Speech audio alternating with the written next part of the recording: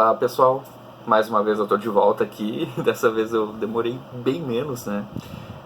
Vou postar no YouTube e provavelmente também vou postar na minha página pessoal do Instagram, pra quem me segue ali, né? Que eu acho que são públicos consideravelmente diferentes.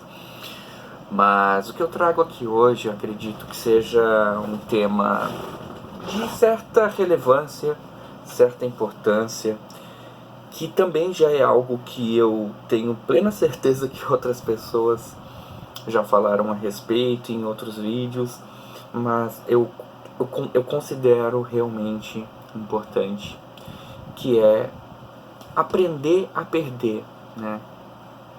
Pode parecer até clichê dizer que é preciso saber perder, só que isso é muito mais profundo do que parece, né? Ao longo dos anos, né, dos meus 39 anos, eu nem vivi tanto assim, mas de qualquer maneira, né, um tempo até considerável, eu tenho percebido algumas coisas. E dentre essas coisas que eu percebo, eu vejo a importância da gente se manter realmente fiel, de nós nos mantermos fiéis a quem nós realmente somos, ao que nós defendemos, acreditamos, e que nós tenhamos a consciência de que isso vai gerar consequências positivas ou negativas, mas que elas são parte natural desse processo. E sendo parte natural desse processo, não é um motivo para a gente ter medo ou se acovardar. É claro, a vida é cheia de muitos desafios. A gente muitas vezes fica intimidado por certas situações, lugares, pessoas, mas nada disso deve ser suficiente para que nós abramos mão de tudo aquilo de tudo aquilo que constitui a nós mesmos como indivíduos. E aí eu falo sobre qualquer tipo de coisa, né? A gente pode estar naquele lugar de mencionar posições a respeito da vida, do mundo, da sociedade, de tudo, né? Nossas visões políticas, nossas visões espirituais, nossas visões, nossos valores mais intrínsecos, né? Que eles não devem ser flexíveis a ponto de serem negociáveis por qualquer bagatela, vamos colocar assim. E por que eu digo isso?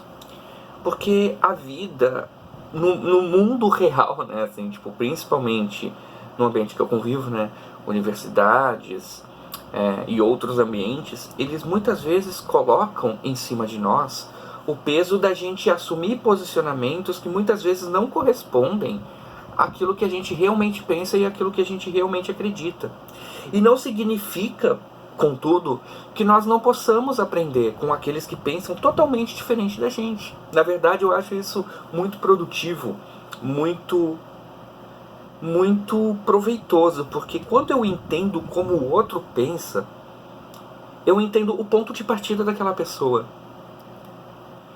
E isso geralmente se dá através de diálogos francos. E diálogos francos não têm por objetivo convencer o outro a pensar como eu penso, ou o outro tentando me convencer a pensar como ele pensa. Diálogos francos falam dos seus pontos, das suas visões, e buscam coexistir com outros pontos divergentes. Acredito eu que isso se aplica a várias coisas na vida, né? A gente vive num tempo que está muito maculado por extremismos. E esses extremismos acabam fazendo com que nós tenhamos, como um todo, eu me coloco nesse balaio, né? Porque, enfim, eu faço parte da sociedade, que nós nos coloquemos numa posição de encarar quem é diferente da gente como menos digno, menos humano. Enfim, é um processo de desumanização, eu não gosto dessa palavra, mas enfim, é preciso utilizá-la.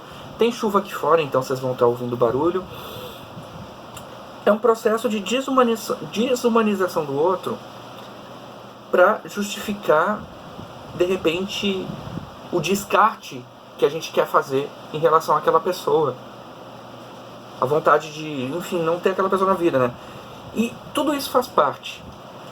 E aí a gente entra naquela questão da cultura do cancelamento, que é uma coisa que acontece bastante frequente hoje em dia, mas que não é algo tão recente na história da humanidade, né? Vem da ideia do boicote, que começa com o cancelamento do Charles Boycott, que é quem dá origem a tudo isso, né?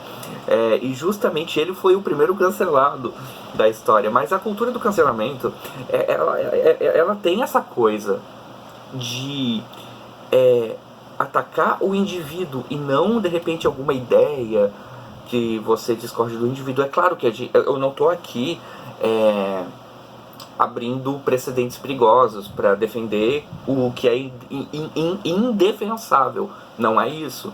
Porque a gente sabe que tem coisas que não tem como defender, né? Como, sei lá, nazismo ou crimes contra a humanidade de maneira geral que envolvem isso que eu acabei de citar, né? Que é o nazismo. Mas enfim, fora isso, é possível, acredito eu, que a gente entenda, e quanto mais cedo a gente entende, que a gente não pode depender da validação externa para sustentar aquilo que a gente é e aquilo que a gente acredita, as coisas tendem a se tornar mais fáceis.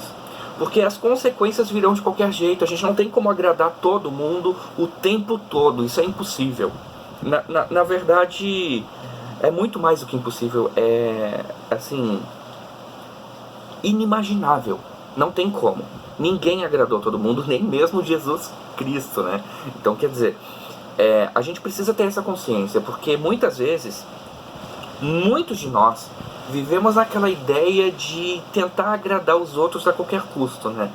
De ser o people pleaser, né? De ficar naquela coisa assim. E aí, quando a gente tem por objetivo agradar o outro, pagar pedágio pro outro, sempre pedir desculpa por existir, pedir desculpa por ser homem, pedir desculpa, oh meu Deus do céu, eu nem sei o que eu fiz, mas eu já peço desculpas. Isso é perigoso, isso é porque a pessoa que vive para agradar o outro, ela não consegue se olhar no espelho, ela não consegue se ver refletida, ela não consegue entender quem ela é no meio de tudo isso. E aí a gente volta naquele ponto do aspecto das identidades fragmentadas que a gente tem hoje em dia, facilitadas, né, pelas redes sociais, assim, esse processo de fragmentação coletivo de identidades, né? E isso também faz parte, né? Porque quando a gente depende muito de agradar o outro, a gente não está olhando para si, a gente está olhando para fora. E aí a gente entra naquela problemática que eu falei no outro vídeo, de que a gente acaba tentando se ver refletido no outro. De que a gente só é alguém se existe uma aprovação, uma validação, um aval coletivo ou daquelas pessoas mais próximas. É claro que é importante que nós sejamos minimamente validados. É importante, não estou dizendo que não é. A grande questão é que a nossa constituição não deve depender disso. Quem eu sou não deve depender disso. Quem eu sou precisa ser independente dessas coisas. Porque se eu não for independente dessas coisas, eu vou estar sempre me escravizando em algo externo a mim. Eu vou estar sempre me colocando na posição de que eu preciso pagar algum pedágio para bancar quem eu sou. Aliás, na verdade, para não bancar, né? Porque a partir do momento que eu vivo para agradar o outro, eu não olho para mim. Então eu não sei exatamente quem eu sou no fim do dia.